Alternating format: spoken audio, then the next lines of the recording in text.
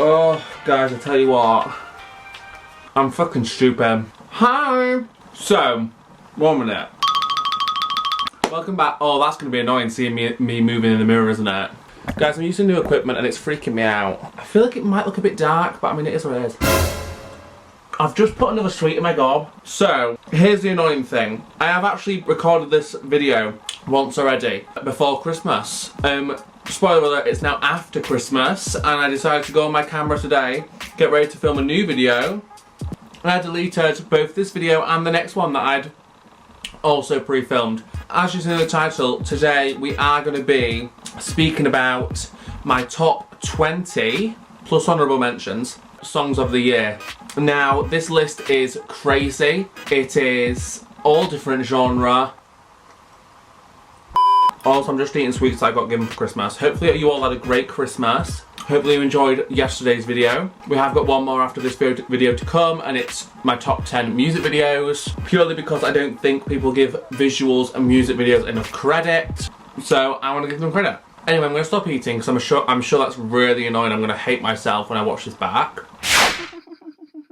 But yeah, let's just get into telling you my list because I've got a feeling this one's going to take longer than last time. First, in at number 20, we have Pink Diamond by Miss Charlie XCX. I wanna go real hard for days. I just wanna feel it in different ways. Every single night kind of feels the same. I didn't put her album on my list for top 10 albums, but she was an honourable mention. This song, absolutely, definitely one of my favourite songs of the year. It is so bolshy, it's very in your face, it makes me want to move. Best believe, when we're able to go back out into clubs and stuff, I will be utilising this song. I'm not taking no prisoners. So out of all the songs on the album, this one's definitely one of my favourites. I do also like Anthems and Claws, they're like my top 3, I guess.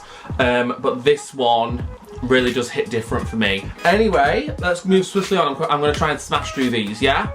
Next is Honeymoon Fades by Sabrina Carpenter. I remember when we met, we was all in each other's bed and we were spending every second we had. Now, I feel like she's extremely underrated as an artist, right? She brings out quality content. She is sickening, she's sexy, she brings out the bops, she's got a gorgeous voice, and this is a perfect example of a track where her voice sounds incredible. It's very R&B, which is very different for her. I'm very intrigued to see what she does next after this. Hopefully I'm going to be putting snippets of the songs in between, so you can kind of get a gist of what each song kind of sounds like.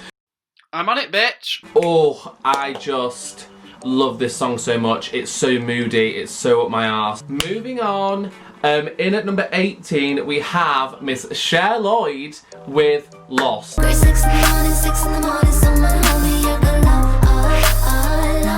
Now, I know what you're all thinking, Brad, come on now. Guys, you need to give her a chance. I know she's, once again, one of those artists that people like to hate on, but you're stupid if you don't, because she brings out some absolute bangers, and this is one of them. This song, guys, I cannot tell you the amount of times I played this shit. The music video didn't quite live up to the song, in my opinion, but nonetheless, you need to give the song a chance if you haven't heard it yet, because you will be pleasantly surprised. Very much different from her usual stuff. If that's what you've heard and you're not into that, you might like this. Who knows? Give it a try. Next, in at 17, we have Sign From Above from the one and only Lady Gaga and the iconic Elton John. When I was young, I felt immortal. It's definitely become one of my absolute ride or die. Am I okay? On initial listen, this was not my top favourite, I don't recall. If someone said what was your favourite song from Chromatica, I probably wouldn't have said this one. But having had it for absolutely ages now, this one has definitely consistently hit it for me. Like, it is next level. Elton really came and did what he needed to do. He slayed it for me. I've played this song for my dad, he loves it. Basically, I just love it. She had really good collabs on Chromatica, like, no doubt there. But yeah, next in at, so that was 20, 19, 18, 17. Next in at 16 we have Born to the Night by Miss Ava Max. Now, on initial listen, this was definitely an instant grab. I bummed this track right from the get-go, along with, I think, Take You to Hell. Oh, baby, baby. And Belladonna. Belladonna has also stayed really, really up there in my mind. It is pop perfection. Incredible, lyrically, production-wise, vocally. Guys, in every facet is this song stunning. If you haven't listened to her album, I do urge you to give it a go. You will be shocked. I was shocked. Ah, so good, right? In at 15, we have the title track from that album, Ungodly Hour, by Miss Chloe and Halle. When you decide you like yourself, holler at me. When you decide you need someone, call up on me. Now, I said it in my video from yesterday, their vocals are absolutely insane. Like, no one can tell me any different. Listen to one of their songs and you will completely agree, right? This song showcases their vocals as well as giving us something a bit more experimental to what they usually pull out their ass. I loved it from the very minute that I heard it in my reaction as well. Once again, it was one of those that like was an instant grab and it stayed with me throughout all these months because we've had this one a while too. But yeah, they snapped with this one and I love it. I've kind of said I love them for them all because I do, that's why they're on this list, right? Next, we have Miss Anne-Marie with Birthday. Now, this was, I think, the very one of the first songs that had been released in 2020 where I thought, this is going to be a good year for music. And boy, has it been. Like, I know we obviously had the pandemic and stuff, but I'll say it once and I'll probably say it 1,000 times. The pandemic really has made the artists really push themselves out of their salt house. Is that even the word? Is that like a saying? Wheelhouse? I don't fucking know, it doesn't matter. It really has made artists do different things. I was on holiday when I heard this song. Even now, I know it's a birthday song, but I still get down with the get down to this song, right? Next, we have, what number are we on? 20, 19, 18, 17, 16, 15, 14, 15. In at number 13, we have Blackpink with Pretty Savage. On initial listen, this was definitely one of my favourites from their album, but it's really held up to their standard. It's been in my Spotify playlist literally since the release. I love this one. This is definitely my favourite song of theirs ever, point blank, period, as the Americans say. I hated that. I'm so sorry if you're American. They came to fucking kill us with this track, right? Right from the get-go, right from the beginning of this track, all the way through to the end. It is stunning. And that's why it's there. That's why it's in at number 13? 13. That's why it's at number 13. The only reason why, once again, their album didn't get onto my list was because, one, it was too short. Some of the tracks, like Bet You Wanna, the last one, is it Never Know? Those two kind of have grown old a little bit for me. But it was once again an honourable mention. In at number 12, we have Savage Remix with Meg Thee Stallion and the Queen, Beyonce. Write my name in ice. Can't argue with these lazy bitches, I just raise my price. This had to be on this list. Even by like anyone's standards, has been such an influential track of this year. Megan really came and did that. I heard this song for the first time with Beyonce on. Like, I couldn't tell that she'd just come on, do a little 1-2 step and add a bit of flavour. Like, I don't like it when they remix and you can tell that they've just switched it up for the sake of switching it up. Like, Beyonce came in seamless and really took the song to a next level for me personally. I think it's sickening. And yeah, right? In at number 11, we have Miss Zara motherfucking Larson with, let me hear you say it. It's not wow. It's Love Me Land, right? Touch me in the way that you do, no matter who's in the room. I see you sweating when you feel it going full of, baby. This song, fucking gorgeous. From the first time I heard it, I was obsessed, right? I've got a reaction on my channel. If you haven't seen it, go watch it. But I was obsessed from the get-go. I feel like this was a song that really made me respect Zara Larsson. Like, don't get me wrong, like, obviously I knew that she made good music in the past, but I myself personally hadn't really given much of a chance. This song changed that. I'm excited for whatever she releases in the future. The vocals, Miss Bitch, right? Need I say more? If you haven't listened to it, guys, this is one I really do urge you to listen to, because I think this song really didn't do as well as it should have. It kind of got overpowered by the success that obviously WoW was having. But yeah, so if you haven't heard it, oh, bless thy fucking ears, Huns, right? Anyway, we're into the top 10 now. Are we ready? Who's ready? Are you killing me yet? Do you hate me? Are you unsubscribing? Right, that's what I want to know. Leave a comment down below. Oh, it rhymed! Okay, in at number 10, we have Miss Gabby Hanna with Special. Cause my name makes you lots of money. I guess I'm special. Now, this comes from her EP, Bad Karma, of which I love every song. This song in particular really fucked me up when I heard it. There's a switch towards the end that will send you over the edge. Very smart lyrically, sounds great, very theatrical. Vocally, it's really strong also. It just gets me feeling very emotional, and it's a very powerful, moving song. If you haven't heard it, once again, I feel like people don't give her a chance because she's a YouTuber, she's got a certain rep, but you're missing out because this song is fucking sickening. In at number 9, we have Repeat After Me, Interlude by The Weeknd.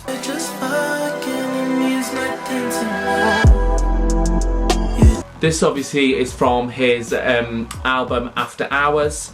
Incredible album. A lot of the songs could have easily been on this. I remember this one in particular really stood out to me from the get-go. The message, the story that it was kind of telling, and the way he was singing about this person and the situation really got me thrown back a little bit, right? It really had an impact lyrically. Obviously cinematic production gets me, right? Ram that right up my asshole.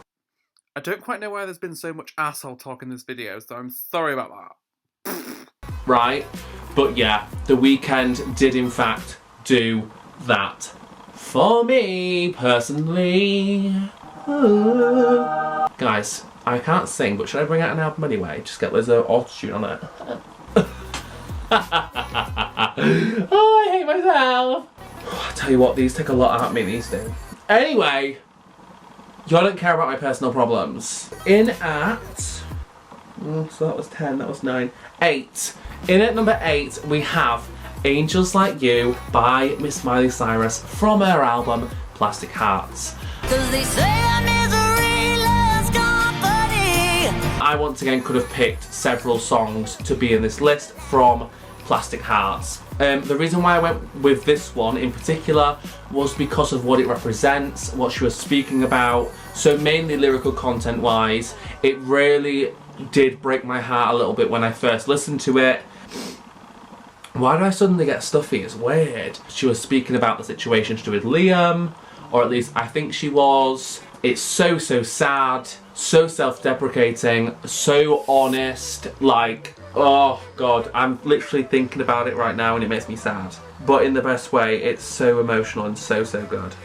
Next, in at number 7, we have The Story by Conan Gray. I'm afraid that's just the way the world works. Now I was really torn between Heather and The Story and The Cut That Always Bleeds. They were like my 3 that I was really juggling between. But I chose to go with The Story purely because of the story that he told throughout the song. He starts off obviously speaking about these different people and their experiences. There's a part in the second verse where he speaks about him and his friend and their experience together, and the chorus is basically saying the story's not over yet, like you've still got the rest of your life to live, this kind of thing.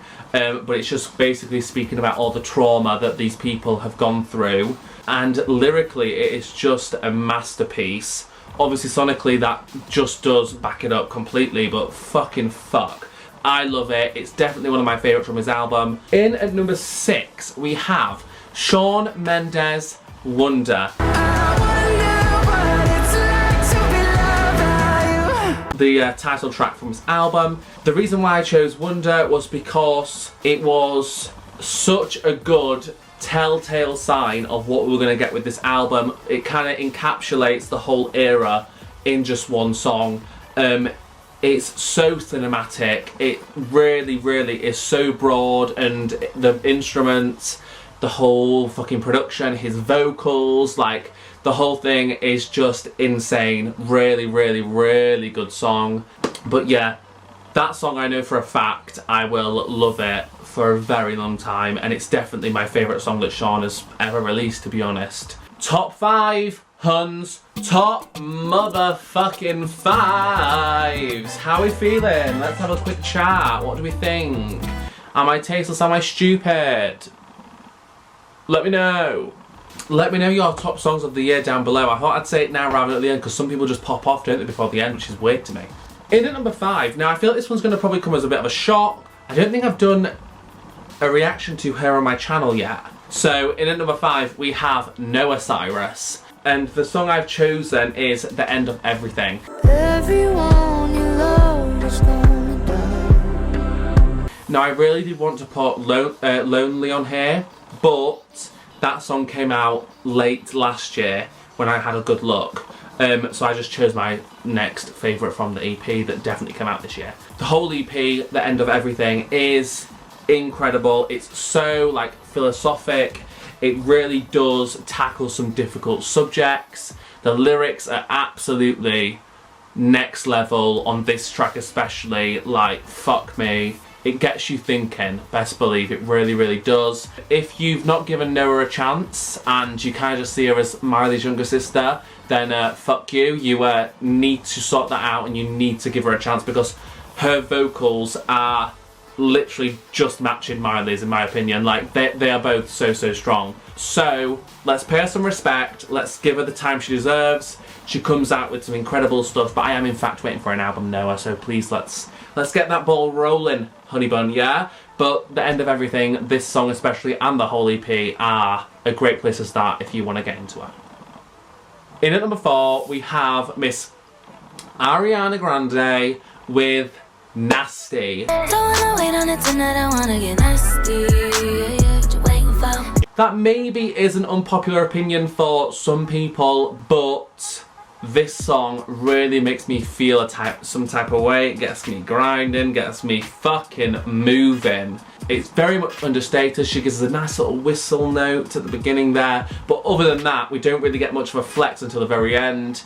And I quite like that. I quite like the teasy element to this. It's not just like vocals in your face. It really is a whole experience throughout, and it's sickening. The production's sickening, and I absolutely love it. Now we're into top 3 territory Huns. This is big time. This is insane, right? How are we feeling so far about my list? I feel like this list is a very good representation of my year, and I think I've picked some good ones here. I'm not gonna lie, I will give myself a pat on the back. At number 3 we have Sweet Melody by Little Mix. But I stopped in my tracks when I heard this melody, and it went like doo. Now this is definitely another one of those songs that is just a song of the year. It's making people take them a little bit more serious, which is always a good thing. I just think this was such a good track to do well for them. Do you know what I mean by that? Like, I know that they've had tracks in the past that have really done well, like Black Magic and stuff like that, but I feel like because of the artists that they actually want to be, this was a great one to really hit top of the charts and stuff, and have everyone obviously singing along in that, because it's very different to their other ones that have done the same kind of thing. That's kind of the reason why I chose it to be number 3. Definitely my favourite from that album. I was torn between this and Gloves Up, but I figured because of what this one kind of has done for them for this stage of their career, I decided to choose this one. Obviously, awful news about Jessie, but if she's doing what's best for her, we gotta support her. Next, top 2. So, in at number 2, we have Miss Demi Lovato with Still Have Me. At least I still have me. I still have me. Now, this song from when I listened to it in my reaction, obviously it did make me cry in my reaction. If you haven't seen that one, it is on my channel. It is such a staple ballad. It's one of my favourite ballads she's ever released. Up there with Stone Cold for me. I think it is absolutely next level. The vocals, the vocal ability that she holds but is still being slept on is baffling to me. She's up there vocally next to fucking Christina Aguilera, Ariana Grande. Like, in my opinion, I know a lot of you probably aren't gonna agree because you're fucking haters, but facts are facts. She can hit some fucking notes. I'm stuffy again, what is happening? If you haven't listened to it, I don't know what you're doing, but yeah, please do yourself a favour and listen to Still Have Me by Demi. Anyway, this brings us to my #1 song of the year. Now, I don't think this is going to come as a shock, to be honest. I really don't. My #1 song of 2020 is Exile by Taylor Swift featuring Bon Iver. I think I've seen this film before, and I didn't like the ending. Basically, the whole format of having obviously Taylor sing from a girl's perspective or her perspective, whatever, and then having Bon Iver sing from, I think that's like the band's name, I'm not sure what the name of the singer is. Having him sing from another's perspective is just genius. They sing back and forth throughout the track, basically having a conversation for all of they're basically having a conversation for all of us to hear, and it is just brilliant. Definitely Taylor's best song. No doubts about that. But I've watched her documentary and stuff, and they said that they're really proud of that song, and I can fucking see why, Huns. You should be proud of it. It is a very strong song, and that is why I picked it as my #1. Once again, I know that a lot of people don't necessarily like this era for Taylor and prefer like her more pop work. That's not me. I love these projects. So yeah, they're my top 20 songs of the year. I do have 2 honourable mentions, right, that were very close to be putting in the thing, but I either haven't listened to them enough or whatever. First of all, the first one is definitely a very underrated artist. Like, I don't think he's released much. He's called Spencer Sutherland, and he brought out an EP recently. I haven't actually listened to the EP, but I heard one of his songs called Wonder, and it is a gorgeous song.